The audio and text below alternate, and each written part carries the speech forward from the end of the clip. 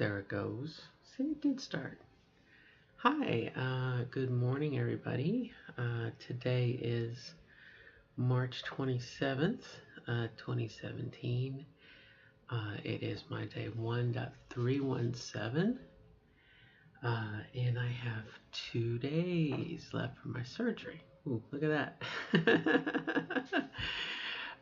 And so I wanted to do a quick video from a little different perspective. I shifted the monitor a little bit.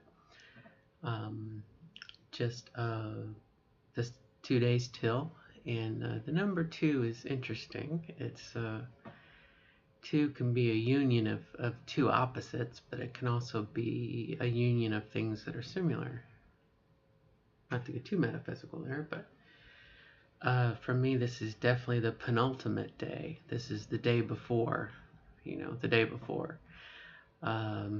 This is, the last minute day. As tomorrow, when we're 1 day till surgery, I will be on the road and getting where I need to be so I can start to drink my fluid and whatnot. Speaking of fluid, I had seen a couple posts, a little bit of confusion. I'm drinking this stuff now, which is the advanced recovery stuff, and it's making me poop, okay? But it's not like the stuff you take to make you poop. This is just a side effect of me taking this as I'm pooping. Because I was constipated before, I think from having too many vegetables. But, so I apologize for any bit of confusion over that. Tomorrow is when I start to take the stuff. And I think there are 4 things altogether that will... I take certain pills at certain times, and I drink certain fluids at certain times.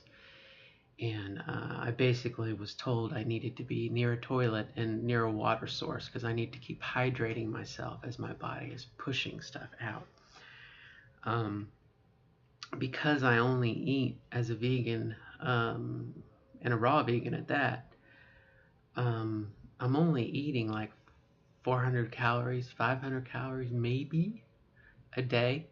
And so the majority of the food I consume gets used. Okay, that was the whole point of it, was to use the fat and the energy and the materials that my body had accumulated over, 30 some odd years of neglect. I mean, I didn't care before I transitioned. I didn't care what my body, I didn't care about being fat. The things that I ate, I just didn't care. I mean, I didn't care if I lived or died. You know how that goes. Whereas now, yeah, I'm taking care of this old body as best I can. It's kind of funny in a way.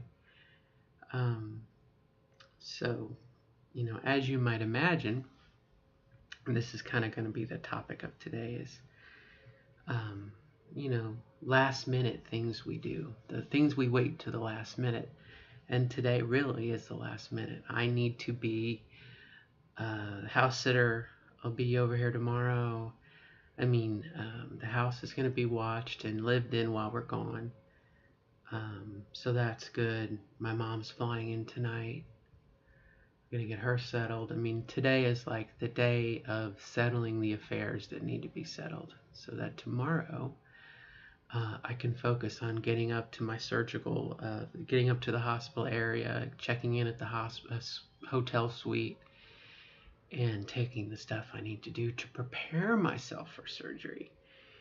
And the idea of the day before is kind of, I think, somewhat of a misnomer because on my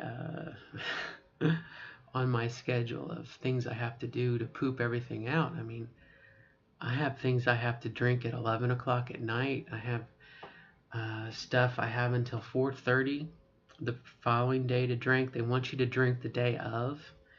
I'm supposed to drink Gatorade, G series with sugar in it. I'm supposed to drink that the day of my surgery. But I have to not do it the day of, like right before my surgery. But at 1 o'clock in the morning, I can drink 12 ounces of Gatorade. So, and then I have to be at the hospital at 5:30 in the morning. So I'd almost hate to think of it as the day before or 2 days before. It really is 12 hours before, 16 hours before, 22 hours before. I mean, it's the idea of a day is really, I think, a false. Makes you think, oh, it's a day away. Well, no. In 16 hours, I have to drink whatever I have to drink, and in 18 hours, I have to take the first pill. I mean, we're really getting down to where we need to think about hour to hour as opposed to day to day. But that said, putting it in the context of weeks really did help me keep my sanity, I think. So that's really good. So yeah, so that really is what's up today, 2 days before the surgery. It's the last minute things. We've timed our food so that we're not leaving any perishable food in the house. There's no leftovers because we're going to be gone for a week. Now, the person who lives here, the house sitter, yeah, they can eat whatever they want. But you know what I mean? From a mental point of view, we've reached a bit of closure here. Yeah, and I'll address this too. I'm not allowed. You're not allowed to have acrylic nails or nail polish on your index fingers. And so or this might be is this the pointer? I don't know. This finger, the first finger, thumb, finger, so that they can put the oxygen monitor on you. And so that's why I'm both hands are missing nail polish and whatnot on the nail. And wouldn't it suck to get there and they say, oh, you have to take off your acrylic nail. Luckily, my surgeon was very thorough as to what I need to do. My surgeon's office, let me put you that way, surgical coordinator, top notch. So that's that. And I also, another topic to talk about is gratitude. I'm very, very thankful for the people that I have met. This is almost going to sound like an Academy Award speech. I want to thank the little people. No, big people, the big people in my life. I want to thank the people who, again, stood by me, and sometimes they gave me a kick in the ass. It wasn't all, poor baby, poor baby, poor baby. Sometimes it was hard love. It was, smell the shit you're serving. So I'm very, very thankful, for the people that I've come in contact with, and have kind of helped to elevate me, but also sometimes they show a mirror, and again, look at the shit you're shoveling. So, and then on the last note, I would say is this process, as I'm sure we are all aware of, does not happen overnight.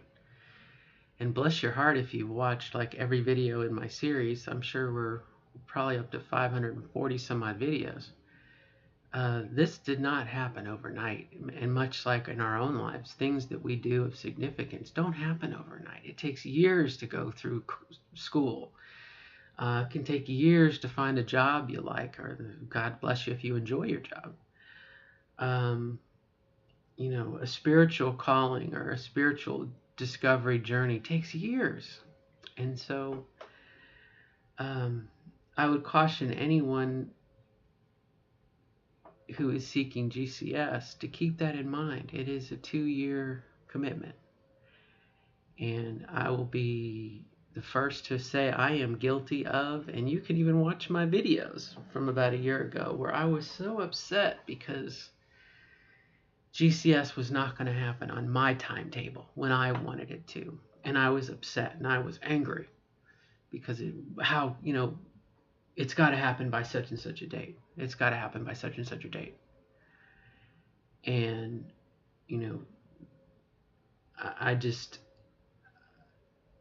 I can tell you life does not work that way. And you probably have already figured that out for yourself. I don't need to tell you that.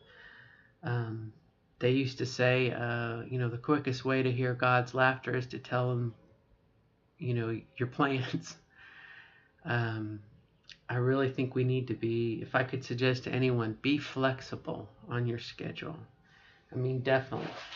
it helps to have a roadmap, it helps to have a plan, it helps to have a guide. But as in other things in life, um, sometimes we get an or and sometimes we get an and. Sometimes you can have A or B. Sometimes you can have A and B. Um, they say in, I used to be a carpenter, okay. I mean, not they don't say that. I mean, they might. It was true. I used to be a carpenter, okay, a long time ago in a previous life. And when we would get a job and we'd look at the specs for it, you know, in designing things, okay, designing builds and whatnot, you know, they would say that contracting and building is a three-legged tripod. You can have it good, you can have it fast, or you can have it cheap. You can only have two of those three things usually. And so um, in our transition, and I think in our surgery, we definitely want the best job we're going to get. We want the best we have available to us. Thank goodness we can't go, I mean, as much as we'd like it, we can't go see someone who rents a used store and they have their surgical stuff in. I mean, I think it was an episode of CSI where there was a person doing gender reassignment surgery out of a used storage facility, storage locker facility. But you know, there are rules in place to give us the care, the quality of care that we need. And yes, you can go outside the United States, you can go out of our system to play with those rules. But I think you'll find if you are going to go through this process, you are going to want the best care you can find at that time. And so, you know, as far as good, fast, and cheap, you're going to want the best care you can so you get the best results. Okay. Fast and cheap. So then it can only be one of those, right? Do you want it fast? Do you want it cheap? Well, again, guilty. I want it fast. Well, do you really? I'd rather have cheap. As long as it doesn't mean lower quality, right? You know, finding a job that you have insurance, you know, I guess that's money, and some, I don't know anybody sitting on a pile of cash who can just do whatever the hell they want. But you know, I know for me, it took me 20 years to find a job that you know, and thanks to President Obama, love him or hate him, and the Affordable Care Act, I mean, our insurance companies can't discriminate for the moment. And so, you know, that I think was a little serendipitous, but or coinkydinky, but you know, to find, I think that's the way of the future. You know, they're not going to be able to discriminate. So, for someone who wants things in a hurry, you know, if you want it in a hurry and you're sitting on a shitload of money, fuck it. You know, go to Thailand, go to India, get it done. Okay. But I know I don't have access to those funds. And to be honest, I wouldn't want to go out of the country as stubborn as I am. But that's a personal choice. So then, of those three things, good, fast, and cheap, for me, kind of good, kind of cheap. It ain't going to be fast. And that's kind of what gets sacrificed in this process. And maybe in the future it'll be different. You know, maybe in the future it'll be treated like anything else. You know, you don't want it to be treated as an elective surgery, which I think is what it was before, and that's how insurance companies could deny it. But in the current age we live in, it's a medical necessity. It has to. You can't ignore it. And so I'm trying to drive to a point here, if I can remember. I would remind anyone who's seeking this process, it takes time. And I promise you, Scout's Honor, okay?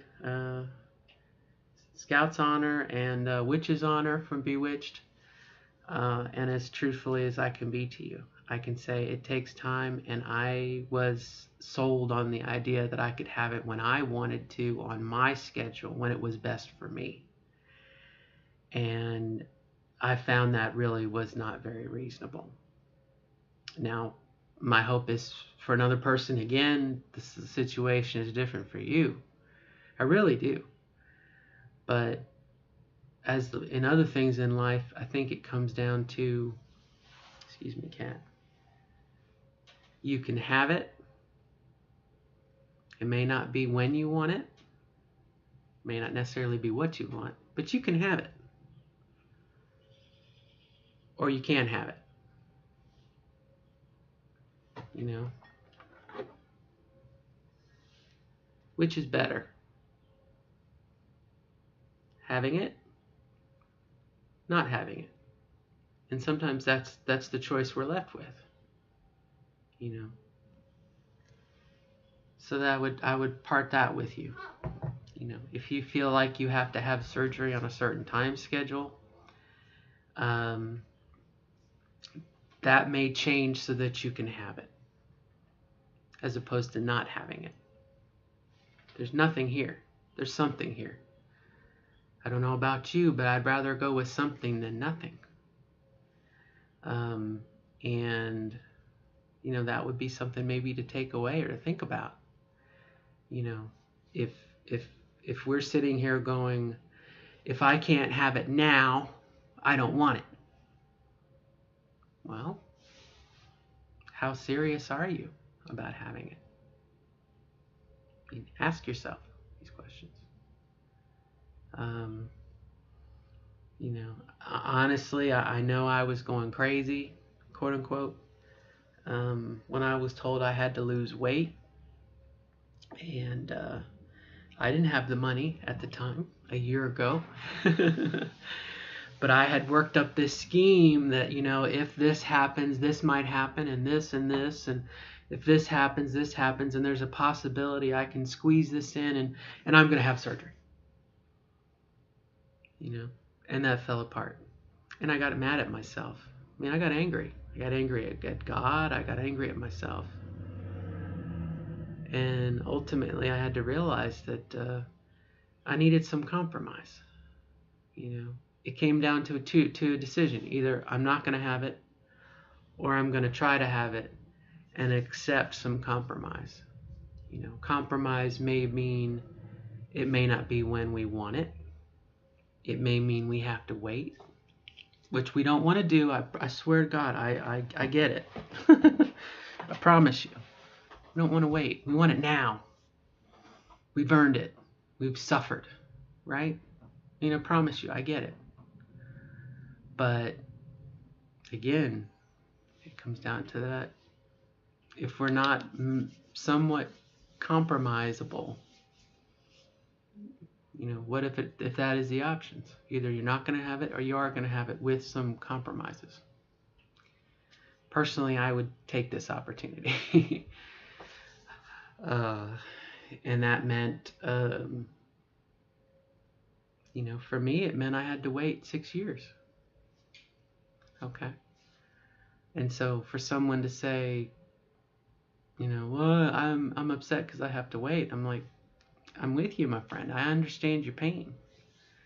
But, you see these gray hairs? I'm 46 years old. Okay. I knew I wanted surgery when I was in middle school. I had to wait. So, you know, compromise. And the good news is, for me at least, I probably still have a good 20, 30 years in me. And so I get to live the remainder of my life this way.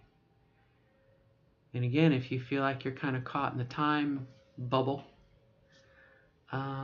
we never know what's going to happen to the future. You know, how many times have we seen or read in the paper? Of course, that's an acronym too. How many times do we read on our Facebook feed? You know, some athlete had a heart attack. Some marathon runner in their 20s had a heart attack. We never know when our thread is going to be cut. And we move on from this life. I mean, we never know. And so, value the time you have left, whether you're in your 20s, in your 30s, in your 40s, in your 50s, in your 60s, in your... I know a trans woman who transitioned in her 80s and was happy because she gets to live as a woman for a couple years before she dies. Now again, you could say, well, hell, that sucks ass. And it does.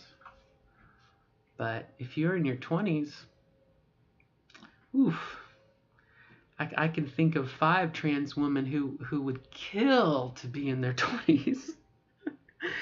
I mean, literally. I know some trans women who would love to be in, let me rephrase that, who would love to be in their 20s and to know what you know about yourself now. So I would leave that kind of as a parting word, and I don't claim to know everything. I can only share with you my experiences. Now I'm going to cry because I'm thinking back to the people who have kicked me in the ass. And, sometimes in this life, we want to hear from someone else. We need to hear. Well, boy, that's a whole other topic. We need to hear, oh, poor baby. Poor baby, I'm so sorry. We need to hear that sometimes. And it's true. And I can relate to that pain. And as women, I think the more we get in touch with that, the more we have that kind of reaction. I'm terribly sorry for the pain. I understand, baby, I do. Compassion, empathy, sympathy, I promise you I get it. And from other people, we may get that very superficially. Oh, I'm sorry. The male perspective, what can I do to fix it? That's men. I mean, and unfortunately we have that so you could say poisoning, but I prefer to call it programming. If something's broken, you fix it. But sometimes we need that, that kick in the ass. As I've said before, Don Quixote was defeated by the Knight of Mirrors. Sometimes we need someone to hold up a mirror and reflect the truth back to us. And then we can make an educated decision. And that is a huge maturity thing, again, when you can sit down and say, okay, you know what, life, things aren't going exactly the way I want. What can I do to make them work for me? What can I do to achieve my goals? Back to that, I'm sorry, I have a cat. Back to that idea of compromise. Maybe I can't have my surgery in the next 6 months, so I'm going to aim for a year, and in the next 6 months, I am going to, seek out my surgeon. I'm going to get my letters written. I'm going to start to save my money. I'm going to work on a budget.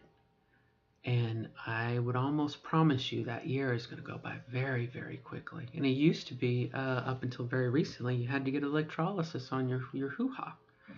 And that in of itself was a 6 to 9 month commitment. And so again, on the one hand, and I swear to you, I get it. Oh, it's a year away. It's 2 years away. I'll never get there. I promise you I understand it. But once you sit down with a calendar, okay, if you haven't already, buy yourself a 2-year planner, okay, and plan out what you need to do, okay, instead of having that fear, because if we don't plan it out, fear comes in, and fear is going to raise doubts. Well, what if this? What if that? Should this happen? Can I do, plan it out, my friends.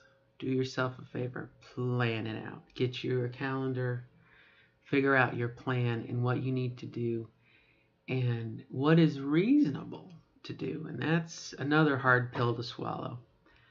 I know for me, and I'll use an I statement, I found out that from a financial point of view, I can only put so much money into my health savings account. Okay. So for me to have surgery, I've got to have around $3,000 in my savings account. Well, guess what? I couldn't have surgery for 2 years because I had to build up that savings account. I knew that I needed at least 5 weeks off work. Okay. And I only get like 4 hours of vacation time per pay period. Okay. So I had to at least work a year and a half and not take vacation days and not be sick. I had to take care of my body. Okay. So again, there are things we can do today, and I promise you, I get it. I get it. If you don't believe me, go back and watch some of my videos. There's some videos I'm crying my eyes out because I'm thinking about how this is so unfair and what am I going to do? And I can definitely look back on it now and say, well, figure out what you need to do and do it. And then probably, to someone I could see it saying, oh, well, she's just saying something. Well, I can only share with you my experience. Your mileage may vary. We're all different.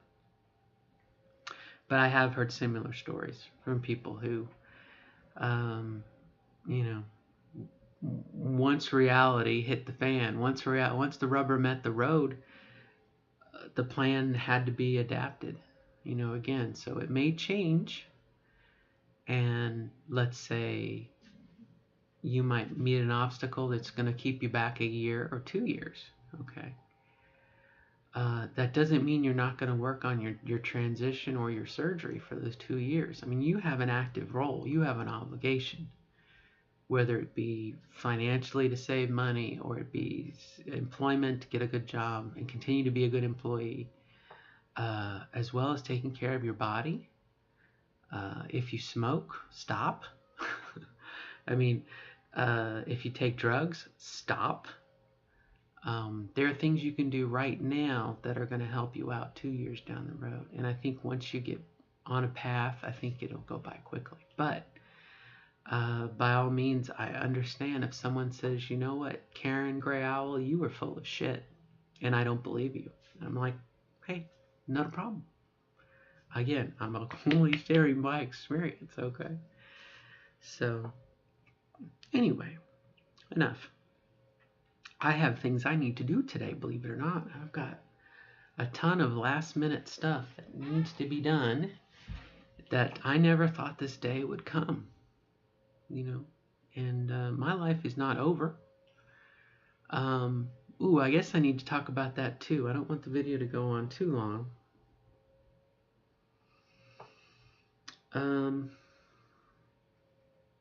I feel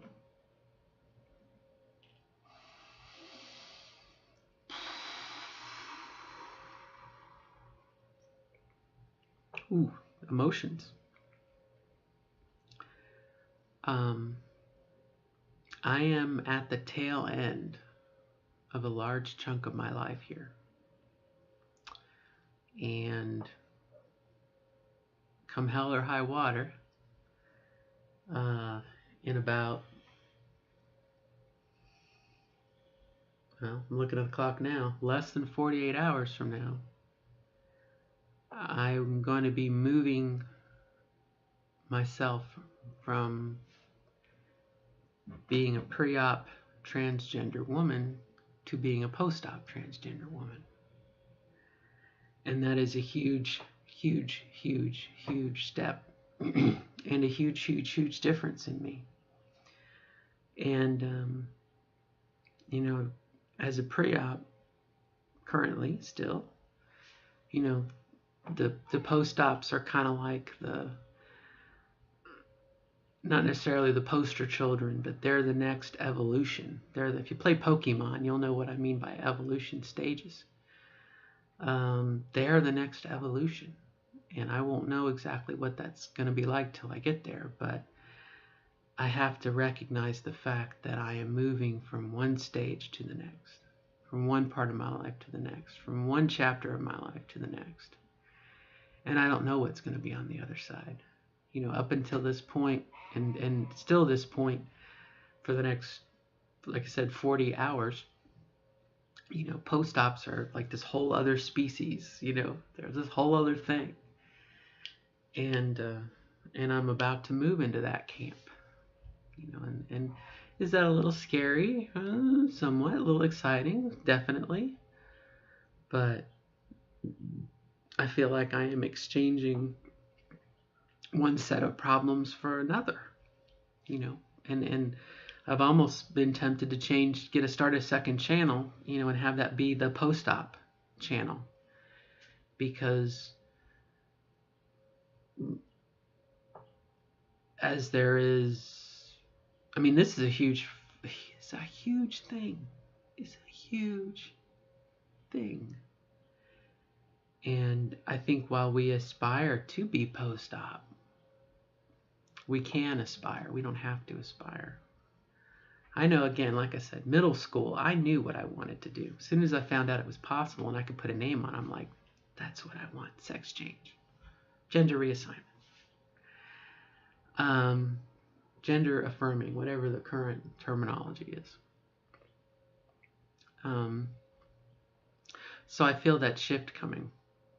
And it is not scary, but like I said, I can feel it coming. I can feel it coming. And I can say that,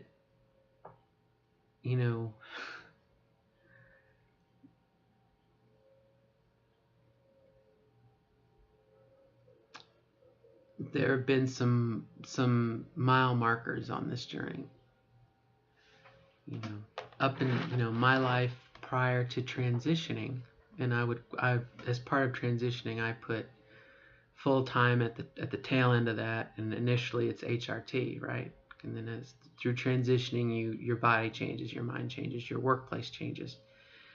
I almost think there's a division between people who, before they transition, as they're coming to terms with their feelings, okay? And then there's almost this division to people who have started their transition, starting hormones. I'm on my 3rd month, I'm on my 6th month, I'm on my 7th month. The 7th month is huge. 8th, 9th month, okay, a year.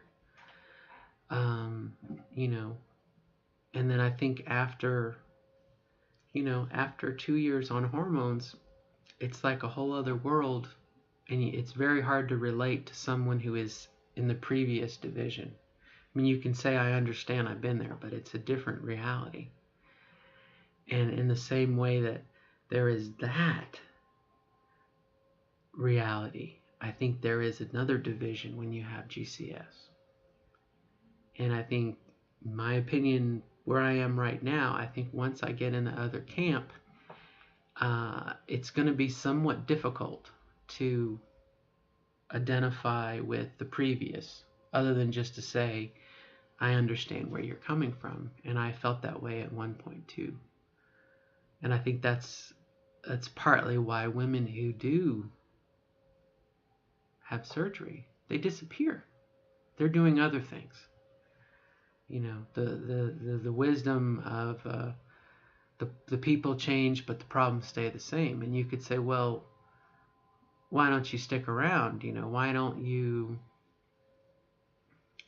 you help the people on the other end? And I think you can to a certain point, but at the same time,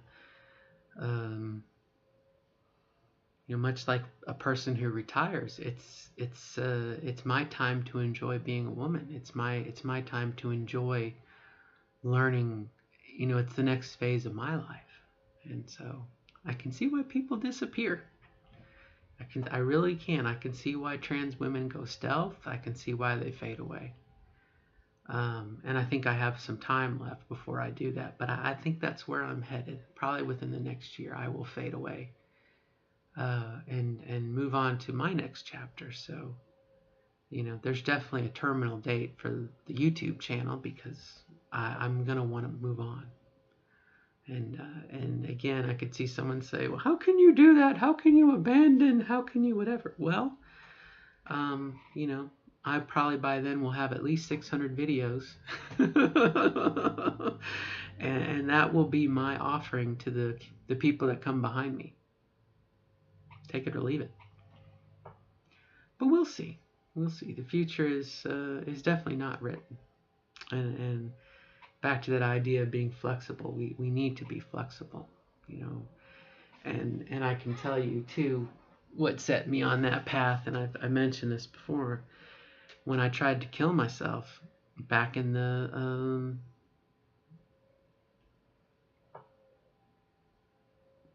90s.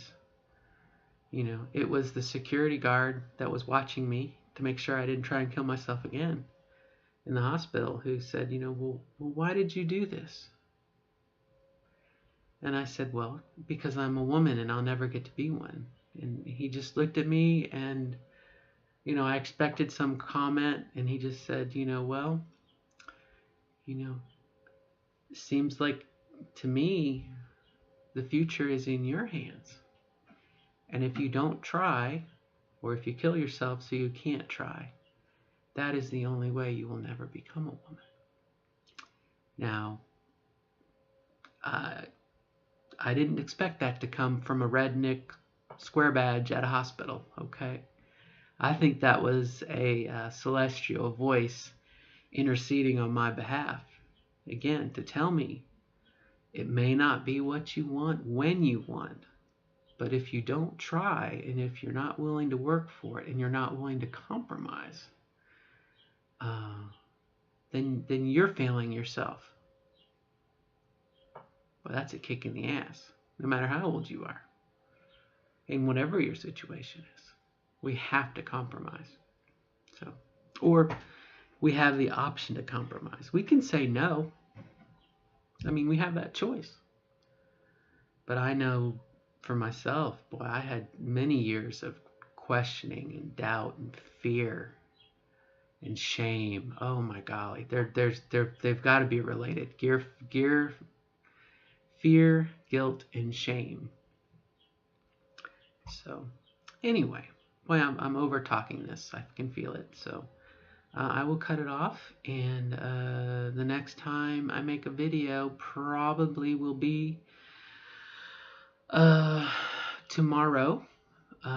Once we get set up at the hotel suite, and we will talk about, I'll probably give you a Vanna White tour of the lovely, lovely chemicals I will be imbibing to help flush out my system. All right, so good luck to you, my friends, and again, I wish you the best of luck in becoming the version of yourself that you want to become. And that's, I can't punctuate that enough, that you get to decide, as I got to decide for myself. You get to decide what version of yourself you want to be and how you define that. Okay? It's within, that's you. It may require some compromise. However, it's up to you. And you know what? You're worth it. The inner you is worth it. The woman inside of you is worth it. Let her out.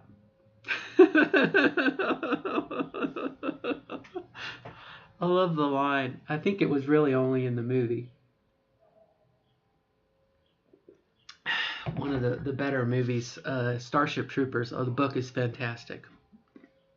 But the part in the movie where, and again, from the movie point of view, Johnny Rico tells a professor, and I can't remember his name now, Professor Razak. He says, I've decided to join the mobile infantry and see what I can be. And you know, instead of saying, I'm proud of you, son, for joining the military, he said, you know, well, good for you. Go find out for yourself. Go find out for yourself if it's what you want to do. He didn't tell him what to do. He encouraged him to self-discovery. And maybe that's why I say what I say about, I would encourage you to be the best version of yourself that you want to be. And you know what about versions? Especially if you work with computers and software, They're constantly updating, aren't they? Constantly changing, improving. Okay? So again, I would encourage you, be the best version of yourself, and you'll grow and develop. You will blossom, my hope, into the woman that you were meant to be. All right? So good luck to you, my friends. If you're on the treadmill, you're just about at 40 minutes. Good luck for you. Go you. And we'll pick up the next video. All right. Bye-bye. Good luck.